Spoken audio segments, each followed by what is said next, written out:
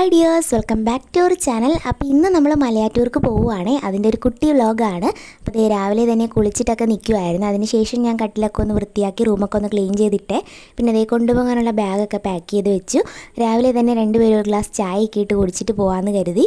ഒരു 6:45 കഴിഞ്ഞപ്പോഴത്തേക്ക് ഞങ്ങൾ ദേ റെഡിയായി പോകാനായിട്ട് സെറ്റായേ. ഞങ്ങൾ രണ്ടുപേരും മാത്രമേ ഉള്ളേ. ബൈക്കിലാണ് പോകുന്നത് ഇത്തവണ. അപ്പം ഞങ്ങൾ ഓർത്ത് ഹൈവേ വഴി പോകണ്ട, നമുക്ക് ബീച്ച് റോഡ് വഴി പോകാമെന്ന്. അതാകുമ്പോഴത്തേക്ക് പൊടിയും കുറവാണ്, അതുപോലെ തന്നെ ട്രാഫിക്കും കുറവാണ്. അതാകുമ്പോൾ കടലും കായലും ഒക്കെ കണ്ട് നമുക്കിങ്ങനെ പതുക്കെ പോകാമല്ലോ. കുമ്പളങ്ങി ഭാഗമൊക്കെ എത്തിയപ്പോൾ എൻ്റെ പൊന്നെ കാണാനായിട്ട് എന്ത് ഭംഗിയാണ്. ഞാൻ പണ്ട് എപ്പോഴോ ചെറുതായിരുന്നപ്പോൾ ആരുടെയോ കല്യാണത്തിന് ഈ വഴി വന്നതല്ലാതെ അധികം ഒന്നും ഈ വഴിയൊന്നും വന്നിട്ടില്ല. അത് കാരണം എനിക്കിതൊക്കെ കണ്ടപ്പോൾ ഭയങ്കര ഒരു എക്സൈറ്റ്മെൻ്റ് ആയിരുന്നേ. കുറച്ച് സമയം അവിടെ നിന്നാലോന്നൊക്കെ കരുതി. പിന്നെ നമ്മൾ മല കയറാൻ താമസിക്കുമല്ലോ. പിന്നെ ദേ വരുന്ന വഴി തന്നെ ബ്രേക്ക്ഫാസ്റ്റ് കഴിക്കാനായിട്ടൊരു ഹോട്ടലിൽ കയറി. ചേട്ടായി പൊറോട്ടയും മുട്ടക്കറിയും, ഞാൻ പാലപ്പവും വെജിറ്റബിൾ കറിയാണ് വാങ്ങിച്ചത്. രണ്ടും നല്ല ഫുഡായിരുന്നു, നല്ല ടേസ്റ്റ് ഉണ്ടായിരുന്നു. അതുപോലെ തന്നെ നല്ല സർവീസും ആയിരുന്നേ അവിടുത്തെ. കടയുടെ പേരൊന്നും എനിക്ക് ഓർമ്മയില്ല, കുമ്പളങ്ങി ഭാഗത്തായിട്ടാണ്. ഞാൻ ആദ്യം കരുതി ഡയറ്റ് ഫുഡൊക്കെ എടുത്തുകൊണ്ട് വന്നാലോ എന്ന്. പിന്നെ ഓർത്ത് രാവിലെ ഇറങ്ങിയാൽ രാത്രിയാവും വീട്ടിൽ ചിലപ്പോൾ, അപ്പോൾ എന്തായാലും എല്ലാ ഫുഡും ചീത്തയാവും. അതുകൊണ്ട് ഇന്നൊരു ദിവസം ഡയറ്റൊക്കെ മാറ്റി വെച്ച് അങ്ങനെ ദേ ബ്രേക്ക്ഫാസ്റ്റും കഴിഞ്ഞ് ദേ യാത്ര തുടങ്ങി. മലയാറ്റൂർ ഭാഗത്തേക്ക് എത്തുമ്പോൾ പിന്നെ ദേ മൊത്തം അപ്പുറം ഇപ്പുറം മൊത്തത്തിൽ കാടാണ്. ചൂട് സഹിക്കാൻ പറ്റാതെ ഇടയ്ക്ക് നമ്മൾ ഓരോ ലൈമൊക്കെ കുടിക്കാൻ കയറിയിട്ടുണ്ടായിരുന്നേ. ഫ്ലേവേർഡ് ആയിട്ടുള്ള ലൈമായിരുന്നു, കൊള്ളാം, അത്യാവശ്യം ടേസ്റ്റൊക്കെ ഉണ്ട്. അങ്ങനെ ദേ നമ്മൾ മലയാറ്റൂർ അടിവാരത്തിലെത്തി. കടകളൊക്കെ ഒരുപാടുണ്ട്, വളയും മാലയും പൊരിക്കടകളും. ചെന്നിറങ്ങുമ്പോൾ തന്നെ ചേച്ചിമാർ തിരികളൊക്കെ ആയിട്ട് ഓടി വരുന്നുണ്ടായിരുന്നു. അങ്ങനെ നമ്മളിവിടെ നിന്ന് പ്രാർത്ഥിച്ചിട്ട് മലകയറ്റമൊക്കെ തുടങ്ങി. ഒരുപാട് ആളൊന്നും ഇല്ലായിരുന്നു, കാര്യം ദുഃഖവെള്ളി സമയത്തൊക്കെയാണല്ലോ ഇവിടെ ഭയങ്കരമായിട്ട് തിരക്ക്. അങ്ങനെ ഞങ്ങൾ കയറുവാണ്. ചേട്ടയാണെങ്കിൽ താഴത്തുനിന്ന് ഒരു കമ്പൊക്കെ എടുത്ത് കൈ പിടിച്ചിട്ടുണ്ട്. അപ്പോൾ ചേട്ടൻ എന്നെക്കാട്ടി മുമ്പേ നടന്ന് അങ്ങ് പോയി ഇരിപ്പുണ്ട്. ഞാൻ ഇത്തിരി പതുക്കെയാണ് പോയത്. കാര്യം മലയാറ്റൂർ പോകുന്നതിൻ്റെ തലേ ദിവസം എനിക്ക് ജിമ്മിൽ ലെഗ് ഡേ ആയിരുന്നു, അതിൻ്റെ നല്ല പെയിനുണ്ട്. അതുകൊണ്ട് പതുക്കെ കയറി. അങ്ങനെ ദേ ഫൈനലി മുകളിലെത്തി. ഈ കുരിശൊക്കെ കാണുമ്പോഴത്തേക്ക് കിട്ടുന്ന ഒരു സന്തോഷമുണ്ട് എൻ്റെ പൊന്നെ, പറഞ്ഞറിയിക്കാൻ പറ്റത്തില്ല. പിന്നെ താഴോട്ട് നോക്കുമ്പം കയറി വരുന്ന ആൾക്കാരെ കാണുമ്പോൾ കയറിപ്പോര് എന്നൊരു എക്സ്പ്രഷനാണ് നമുക്ക്. പിന്നെ നേരെ മാർത്തോമ മണ്ഡപത്തിൽ പോയി നേർച്ചയാക്കിയിട്ട് പ്രാർത്ഥിച്ച് ആനകുത്തി പള്ളിയൊക്കെ കണ്ട് പിന്നെ മുകളിൽ നിന്നുള്ള വ്യൂ ആണെങ്കിൽ പറയണ്ട കേട്ടോ, ഒരു രക്ഷയില്ല, അടിപൊളിയാണ്. ഈ കോടയൊക്കെ മൂടി കിടക്കത്തില്ലേ, അതുപോലെയായിരുന്നു കാണാനായിട്ട്. ഇതാണേ നമ്മുടെ മലയാറ്റൂർ പള്ളി.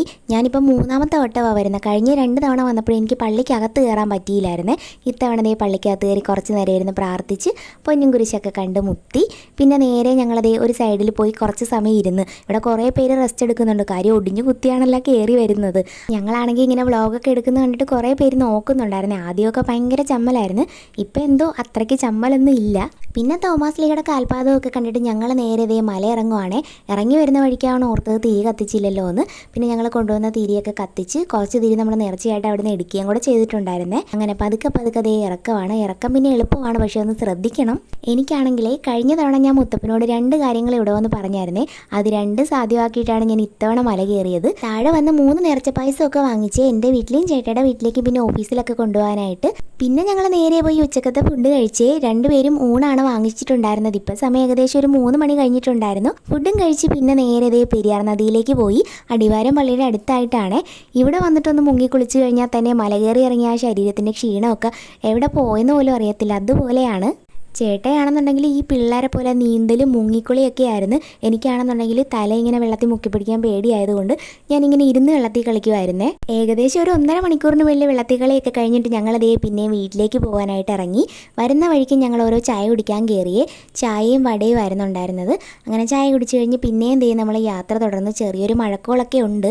ഇടയ്ക്ക് ഞങ്ങൾ 2 പേരും റോഡ് സൈഡിൽ കുറച്ച് സമയം ഇറങ്ങിയിരുന്നേ. കാര്യം വണ്ടിയിൽ ഇങ്ങനെ വന്നിട്ട് 2 പേർക്കും നടുവിന് നന്നായിട്ട് വേദനയൊക്കെ എടുക്കുന്നുണ്ടായിരുന്നു. കുറച്ച് സമയം ഇരുന്നിട്ട് പിന്നെ ഞങ്ങൾ യാത്ര തുടങ്ങിയിട്ട് ഇടയ്ക്ക് പിന്നെയും രാത്രിയിലെ ഫുഡ് കഴിക്കാൻ കയറി. മന്തി കഴിക്കാമെന്ന ലക്ഷ്യത്തോടു കൂടി ചെന്നിട്ട് അത് തന്നെയാണ് വാങ്ങി കഴിച്ചത്. പിന്നെ നേരെ ഒരു 10 മണിയൊക്കെ കഴിഞ്ഞപ്പോൾ ഞങ്ങൾ വീട്ടിലെത്തി. അപ്പോൾ ചേട്ടനെ ഞാൻ അവർക്ക് ഒരു ടാറ്റയും കൂടെ കൊടുത്തിട്ട് വ്ളോഗ് നിർത്താമെന്ന് പറഞ്ഞ് പിടിച്ച് നിർത്തിയതാണ്. അപ്പോൾ അത്രയേ ഉള്ളൂ. വീഡിയോ ഇഷ്ടപ്പെട്ടാൽ സപ്പോർട്ട് ചെയ്യണേ. ടാറ്റാ.